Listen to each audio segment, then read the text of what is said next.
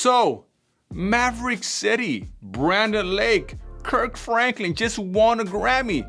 And this is what happened. Oh my gosh, this is crazy. I'm shaking. Everyone in this category is absolutely amazing. Every song so deserving. It's amazing the big things he can do in small places and in a season where the world is riddled with fear. We know that perfect love casts out all fear, and that perfect love is Jesus Christ. And so if you're dealing with that, man, turn to Jesus. We want to encourage you. Y'all team, I'm proud of you, love you. By the way, this also happened at the Grammys.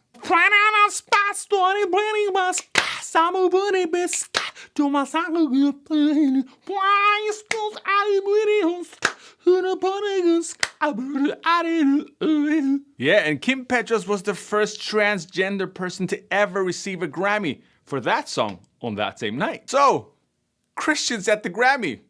Do we love it? Do we hate it? But wait a minute, which Christians are we talking about? Are we talking about Christians like P. Diddy, Kendrick Lamar, or Justin Bieber, who don't write gospel worship music? Or are we talking about the ones that do?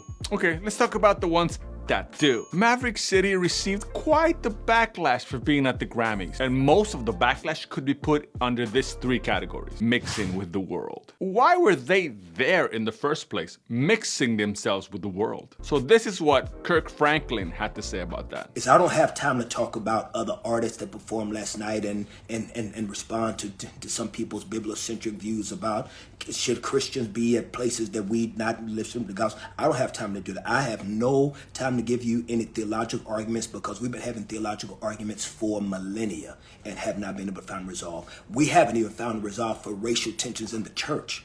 So how in the world are we going to be able to resolve who should be at what? How should we represent Christ in these secular platforms? Too many philosophical ideas that are not even bibliocentric. They're just your own convictions. They're your own feelings that you super spiritualize. And so I'm not going to do that. I'm going to preach love and grace. And I'm going to allow God to be big enough that he's going to be able to separate the wheat from the tare. That's what I'm going to do. Us Christians like to use phrases like oil and water, light and darkness, to refer to the difference between us and the others, the non-Christians, the dead and the living. But those terms, that imagery is really unhelpful because they simplify what at the core is a very complex relationship. We have tried to systematize a very organic thing that is relationships and friendships into a proselytizing evangelistic scheme, a very interesting sneaky strategy to get them to come into the light, to come into the family of God. Most of us have really well-intentioned intentions. We want them to meet Christ. But for others, if that person doesn't become a Christian, well, that kind of means that I will no longer be able to hang out with him or her, to call him or her a friend, because you know, light and dark don't mix, oil and water. The other issue with that type of imagery in those terms is that it dehumanizes and objectifies people. The moment you make a person into something less than human, that is the moment when it's easier to reject them, easier to talk about them, easier to not have to deal with them. They somewhat become a problem to be dealt with, not just for their own sake, but for our sake, because it makes us feel awkward, even guilty. It is easier to call somebody else darkness, so I don't have to wrestle with their ideas, wrestle with their stories, the complexity of their backgrounds. We have given ourselves this twisted privilege. If something or someone doesn't look Christian or churchy, then I get to have nothing to do with it. I get to not care about it. But question, aren't we mixing with the world already? Because mixing with the world is more than just gambling or cheating on your partner. Aren't you making the powerful of this era even more powerful, but making them more money and working for them? Don't we buy from Amazon, Apple, go to the movies, pay Spotify to hear some music, subscribe to Disney Plus, pay for gas, use TikTok, Instagram? It is so much easier to pick on Christian celebrities and excuse ourselves from the same critiques we're throwing at them. And to be truthful, I will criticize and I will call out anybody, especially if they're in some sort of leadership. But the very thing that I criticize about them, I would criticize about me first. You know the classic picture, one finger pointed at them, three fingers pointed at me. Hey, Can I ask you something? Can you help me get to 1,000 subscribers so I can unlock the full power of this YouTube channel? Did you know that there are many things that I can't do with this channel until I reach that glorious 1,000 subscriber mark? Not hitting that number limits the reach that this channel could potentially have. So please hit the subscribe button so we can conquer the world together. Platform. God gave them that platform, and they should use it to preach the gospel, not to promote themselves. Can you smell that? I recognize that smell. I think you do too. It's that very peculiar smell of double standards. Welcome to the 21st century, where everybody watching this video has a platform. A huge platform called social media, the internet. Social media is the leveler, the equal playing field. There are people in your social media, Instagram, TikTok, YouTube, waiting to see you, waiting to hear from you, waiting to watch your stuff. Are we using all of our platforms to preach about Jesus? Are you doing that? So if I go to your Instagram, TikTok, Twitter, it's all about Jesus' gospel, and I go look, would you feel comfortable? Remember, you too have a platform. I have a platform.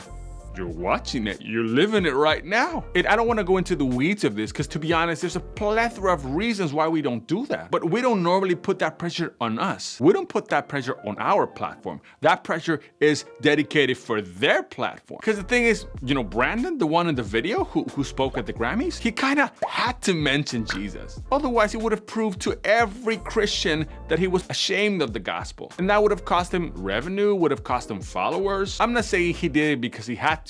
It felt real. But what if he didn't? What if he didn't say Jesus? All the backlash would have been tenfold. But when we do speak about the gospel and speak about Jesus in our context, in our platforms, it's like we give ourselves a pat in the back because that it's not expected of us. It's kind of like, good job, Christian. Good job. Great job. I am awesome. I'm like the friggin' Apostle Paul. That's where the smell was coming from. That reek of double standard.